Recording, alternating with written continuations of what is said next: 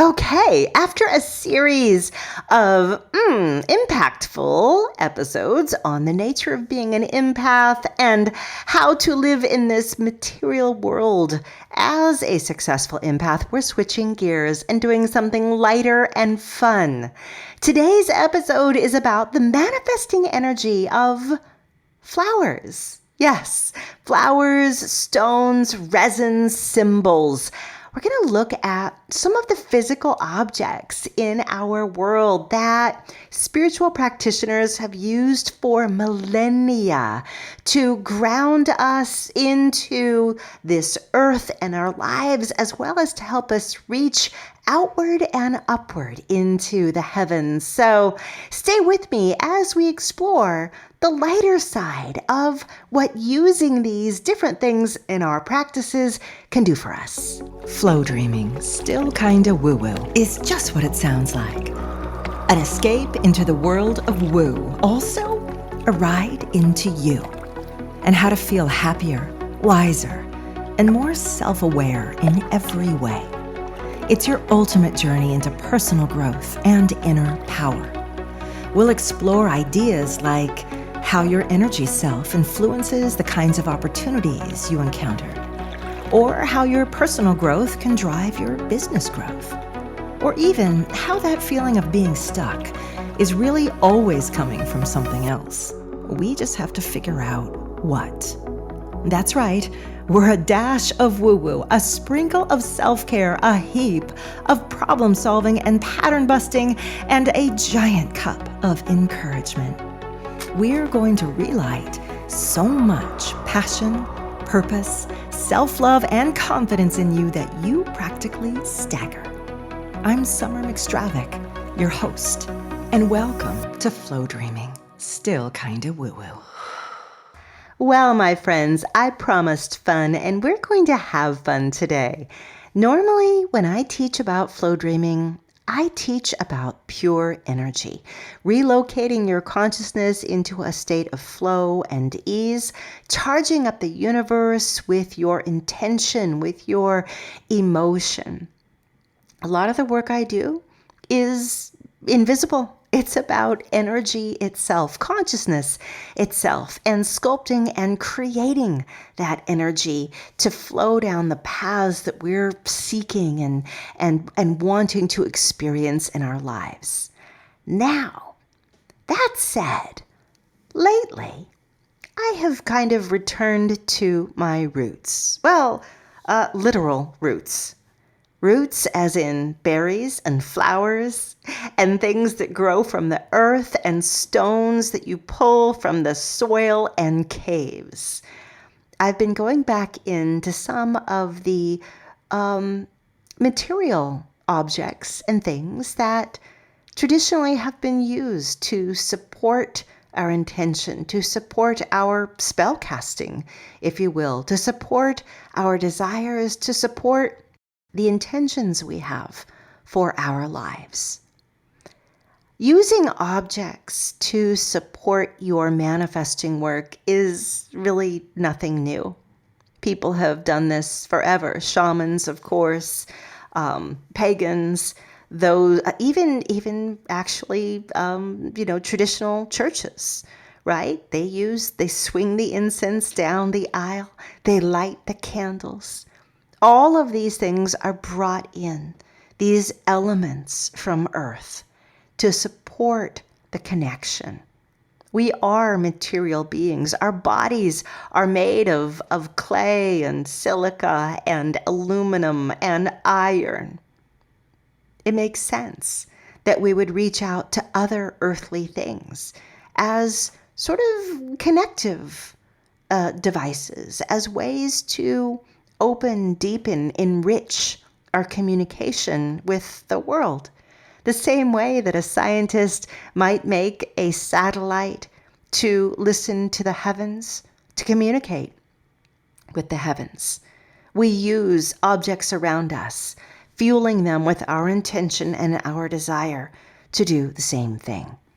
But the objects that I picked today that I wanted to talk about are not the ones that are always spoken of, particularly the language of flowers. Now, you guys know I am such an avid gardener. I love my flowers. In fact, on my property, I have multiple different kinds of gardens. I have one garden that I call the Moonlit Path.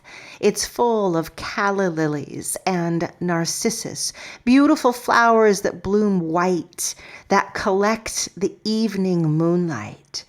I have a proper formal rose garden, sweetly scented with heirloom roses, new hybrids. All of them have their little stakes with their names. I have fruit gardens full of passion fruit and mango and fig and peach and apricot. I have all kinds of plants, is what I'm getting at. Flowers are kind of my thing. And many years ago, I delved briefly into the Victorian language of flowers. So the Victorians, if you didn't know, were pretty obsessed with the meaning of flowers. In fact, their Valentines became very elaborate, and all the cards they sent had flowers as a basis. Whether it was a Christmas card, they would send Easter cards, and all of them would be depicting flowers. Each flower had a kind of meaning to it, a characteristic. It meant something. For instance, the amaryllis, that beautiful red flower, they sell the wax-covered bulbs at Trader Joe's in the wintertime. Well, the amaryllis meant pride. Ooh. Aloe vera, on the other hand, meant affection, but it could mean grief. Baby's breath, that poor, overused flower that nobody likes to buy anymore because it was so cheapened for so many years, but baby's breath actually means everlasting love. Herbs fall into this as well. Basil means good wishes, good luck. Borage, bluntness or directness. Butterfly weed means let me be free. In other words, flowers, herbs, all had a meaning associated with them. And if you gave a flower or sent a picture of a flower on a card to someone, it likewise carried that energy, the energy of meaning. Now, why would we do this? How could this enhance our practice as manifestors, as those of us who work with energy and intention and creation in our lives? If you feel drawn to flowers, as I do, I actually want to encourage you to find or pick or buy the appropriate flowers for whatever intentions you're setting out. For instance, in the springtime, you might be bringing in flowers that represent new beginnings, bulbs, for example.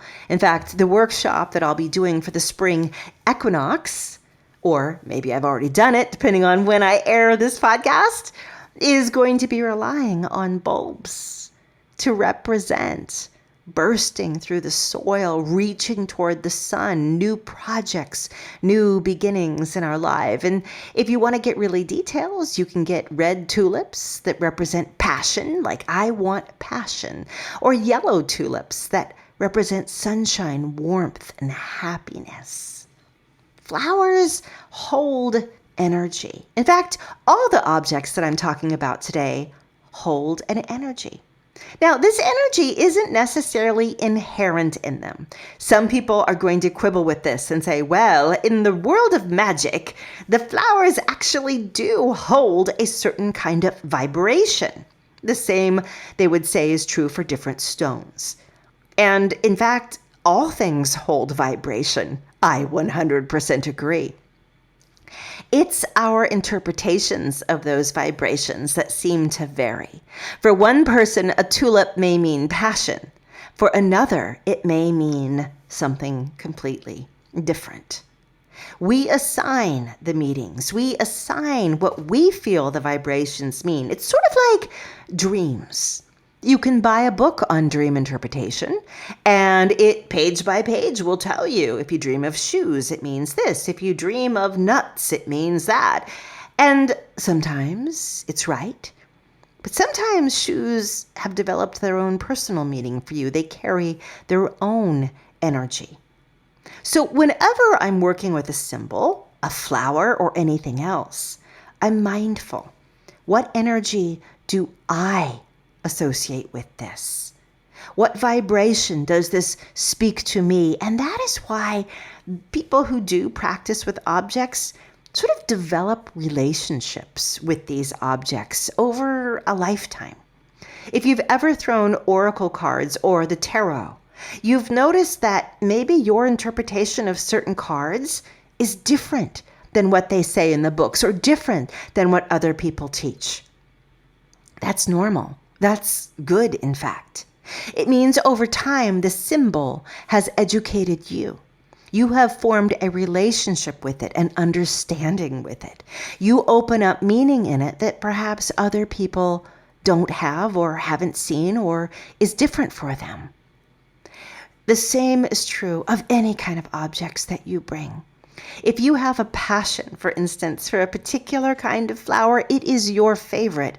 Ask yourself, what does this flower make me feel like? What does it mean? Why do I enjoy it so much? Maybe it's telling me something. Maybe it is in vibration or alignment with an energy that is the same inside of me. And that's the beauty of it. So you can bring flowers, you can bring herbs, when people, into any of your practices. When people talk about smudging, for instance, right? There are traditional herbs that are used for that. Native Americans in North America typically use white sage, but there are so many other herbs that you can use, sweetgrass being one.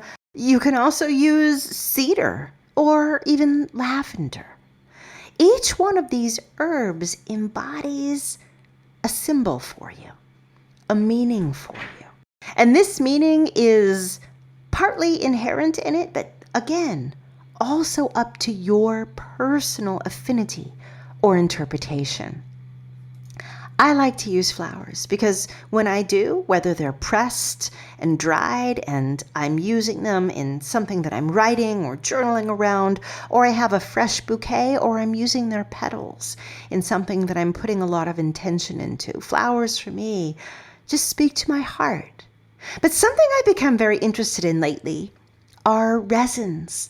Never really explored resins, but recently they've caught my eye.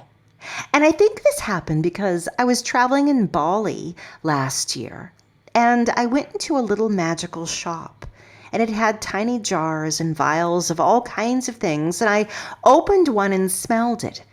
It was the most godly scent. I looked at it. It was a mixture of frankincense and myrrh. And I thought, whoa, geez, that's just like when Jesus was born. What did they bring? Frankincense and myrrh. Why? Well, of course, there were reasons back then that people used more resins, practical reasons, but also frankincense and myrrh are resins of celebration, of joy, of purification, of protection. Now, what is a resin exactly? Well, it turns out it's the sap of a tree. That's all it is. The dried sap of a tree. Some trees have a beautiful scent. Now think about the sap of a tree. It's the tree's blood. And many of us recognize that trees have a kind of consciousness. They have an awareness. They communicate with one another. They're vital to the ecosphere of this world. And when you take a tree's blood, there is likewise captured in it an essence of vitality, an energy of value. Some of the resins that are really popularly used that people have recognized over time, and by the way, if you're curious about this, if you just go online, you can go to Etsy or eBay or Amazon or one of the boutique websites, and you can often find groupings of these resins where they give you samples of all the different ones, and they're often highly fragrant, beautifully scented, and you can burn them, heat them, and release that scent into the air around you. But copal is another one. It's from the Bursera odorata tree, and it's for love. and blessings, celebration, sacred space. There's another one called Dragon's Blood, which I was always curious about. Turns out it's not really that big deal. It's just another tree sap, but it does create protection, purification, and it boosts energy. If you're fascinated with resins, go try them out. Add them in. So what's happening here is, let's say you have a manifesting intention and you've been following Flowdreaming, and you're like, Summer, I love going into that flow space, connecting in with source, connecting into the beautiful river of ease and flow, knowing I'm heard, expanding into this space. And when I open my eyes in return, having created this intention, having just rewired and changed my emotional self, there's something quite beautiful about looking at what I've assembled in front of me, beside me, on a little altar that I've created. Symbols that also hold the energy and power of that intention, that I have put into them and said, hold this, amplify this. You are little pieces of the earth that I'm charging with this intention, this joy, and you have an affinity for it. You have been traditionally aligned to this intention. This is why you might decide, I want to start bringing some of these in and using them. This might also explain why you, like me, may have been just sort of collecting things like this over the years and not really knowing why. In my case, I'm looking at all the crystals right now on my desk. I have maybe a dozen very large crystals. The bigger, the better. I have plenty of small ones, but I have been collecting these crystals, and they now form a kind of wall on one side of my desk. And I didn't really know why I've been doing this, or why I select so much rose quartz, why I have several salt lamps, why I have giant amethyst and citrine and lots of selenite. But the work I do, always disconnecting, always spending hours of my day in another space, these crystals both amplify it and help me draw back in. I think of them now as little guardians around me who are opening space and closing space with me, giving me a little bit of a boost. So you might have an affinity for crystals. By the way, some of us think that amber is a crystal. Some of you know better. Do you know what amber actually is? It's a resin. Yes, it's just tree sap, which you probably knew, but I bet you did not know that to be classified as amber, this resin, and by the way, amber can be from any tree. It's not one particular amber tree. It's any kind of resin, but it must be at least 100,000 years old to be classified as amber. So think about this. You had a beautiful, gorgeous tree, a life-drinking being, creating oxygen, drinking in the nutrients of the soil. Its sap fell to the earth and became hardened, drinking in the soil around it for 100,000 years. Amber is special for that reason. I mentioned flowers. I mentioned crystals. And I'm not going deeply into the different uses of all the crystals because I recognize that many of you are kind of crystal hounds. You may know more about crystals even than I do. But I will call out a few. The amethyst that I have is for protection. It disperses negative energy. Some people say it helps open you, but I find it disperses that energy. I also am a big fan of malachite.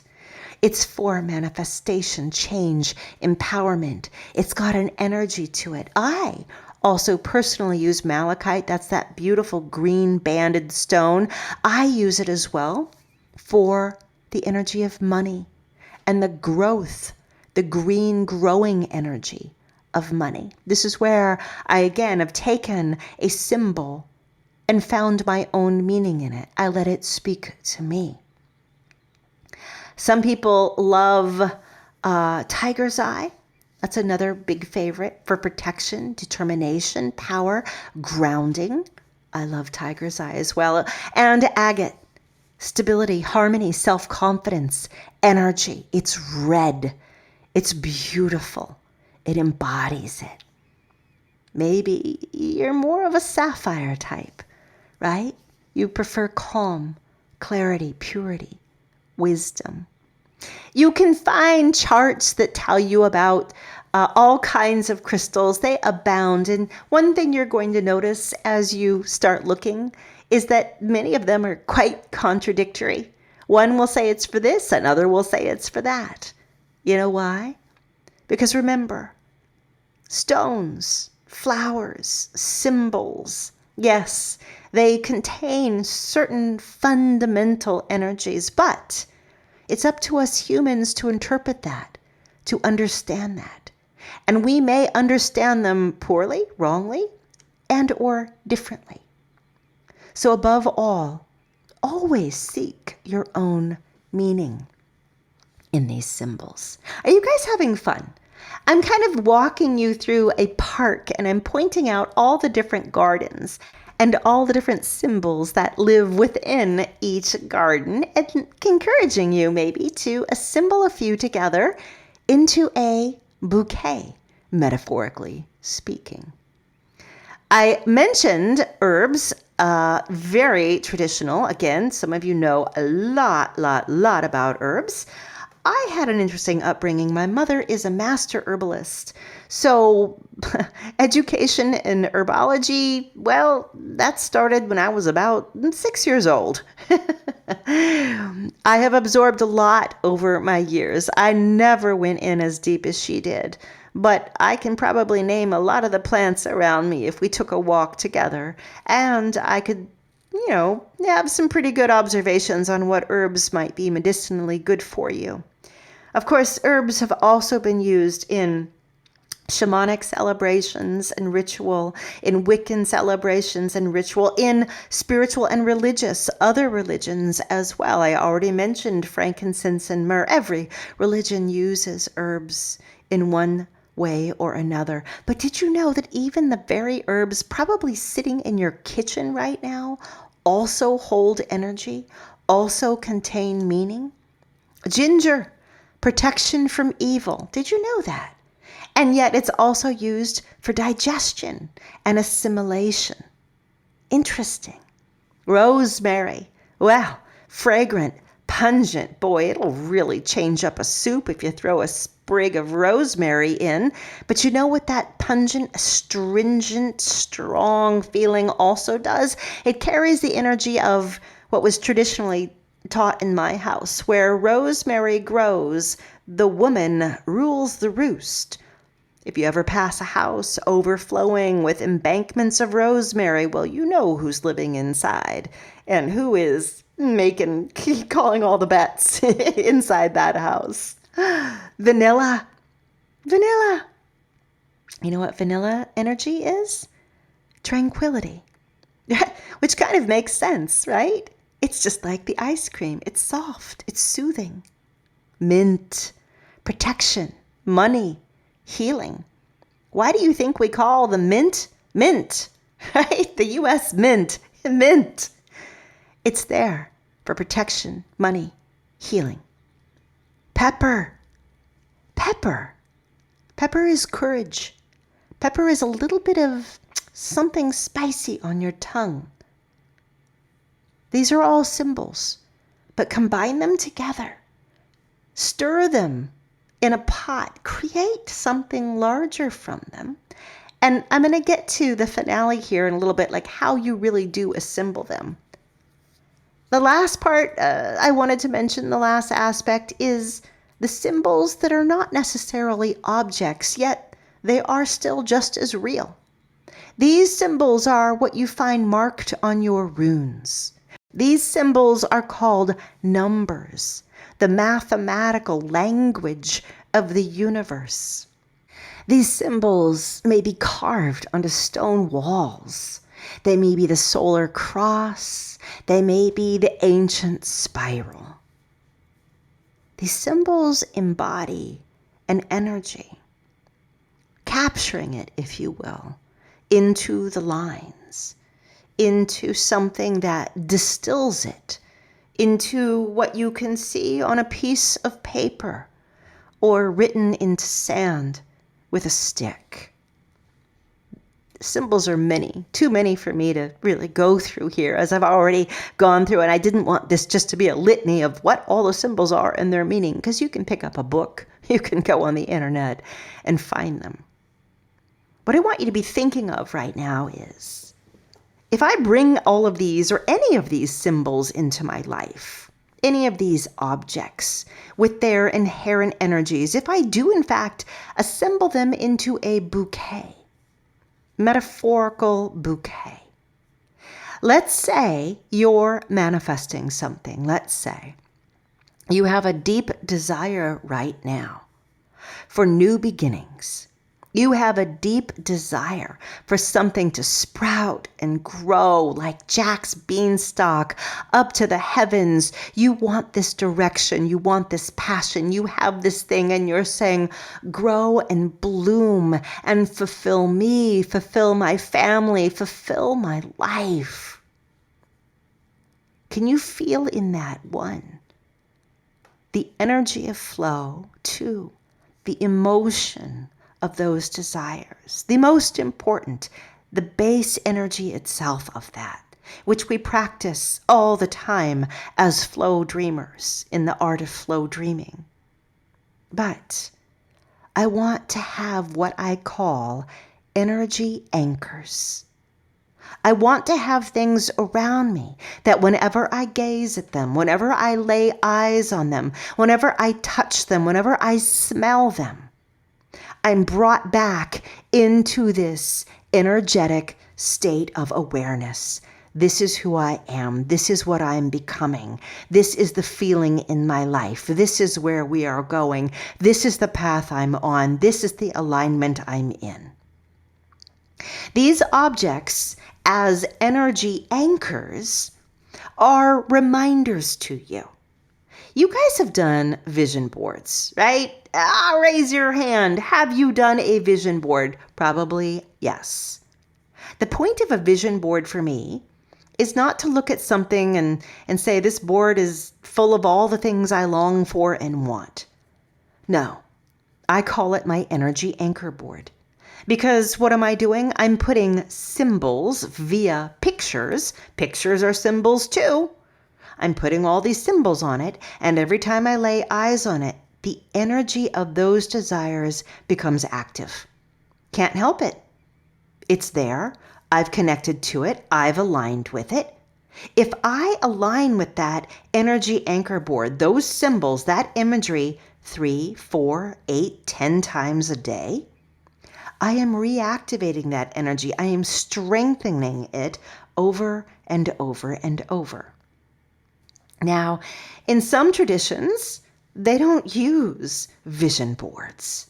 They do something else. They may tie strings and ribbons together and braid them into knots and hang them on the wall, multiple colors, and they'll hang bottles. This is a Wiccan tradition. They'll hang bottles full of resins or stones. They'll tie notes on it, describing the energy and feeling. It is the same thing as a vision board. It is being created with intention, with desire, and with energy.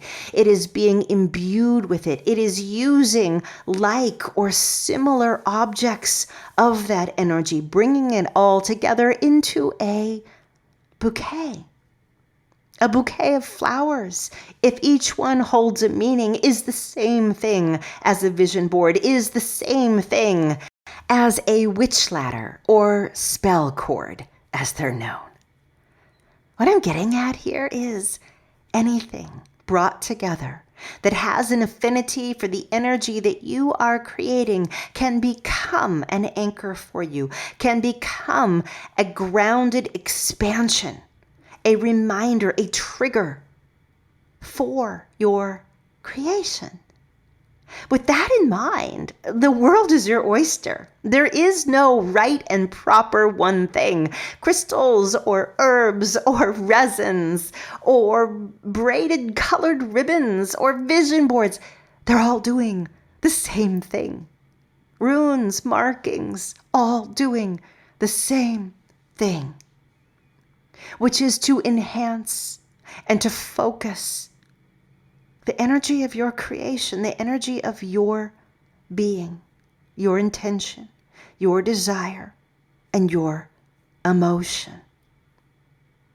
So with that in mind, go pick the ones that you love. Pick the ones that light you up. Play with them, delve into them, surround yourself with them. Make it fun. There's something about bringing in creativity and bringing in this sort of expansive and playful energy to your manifesting that frees it somehow, makes it not quite so serious, makes it feel light and free, makes it feel playful, makes it feel childlike, fresh. To go back, speaking of freshness, you have this beautiful new desire that you want to launch and bring forward. Well, I would fill up around me seeds and bulbs of all types. I'd bring those in as energy anchors, as symbols. I would use the resin of copal to bring in that newness, that breath of protection and light. I might bring in moon water, meaning water that I've sat outside during a beautiful full moon. The full moon is drenching it with an expression of bounty and fullness. And I would say, this thing that I'm launching will reach that state. That is where we're going, the fullness of that moon. I might bring together a little collection of imagery and put it down on a piece of paper and say, this energy anchor board also brings in the energy of what I'm manifesting, what I'm creating, where my energy is going, expanding it and enhancing it with all of the beautiful symbols that I've brought in. Now, remember, you don't have to do any ritual at all. You don't have to use any kind of symbology at all. This is entirely up to you. I've spent the last 20 years moving into a state of flow, moving into a state of pure consciousness, taking the scientific route in, if you will. And it's worked beautifully.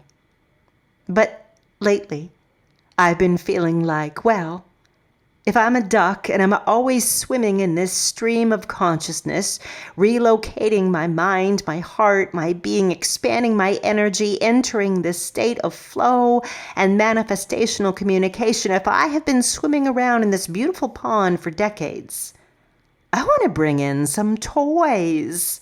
Give me something to play with.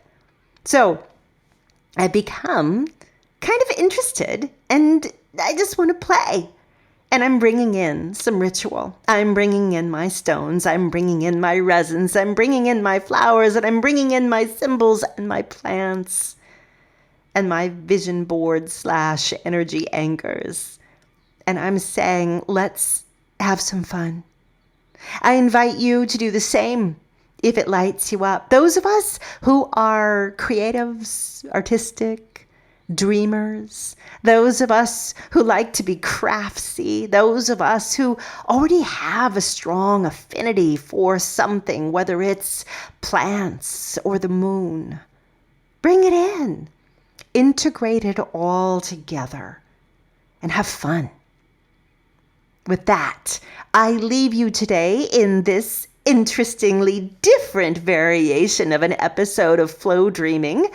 We will return to many of our regular topics, especially, of course, the topic of flow dreaming itself, getting ourselves into that universal consciousness, that state of awareness, expansion, and communication, where all things in us form and our initially created, our lives and our very beings. Until then, I hope you go out and pick some flowers and stuff some gemstones in your pocket and dream and think about all the things that you want to create in your life and the way that you want to do it. I hope to see some of you guys as well in our workshop.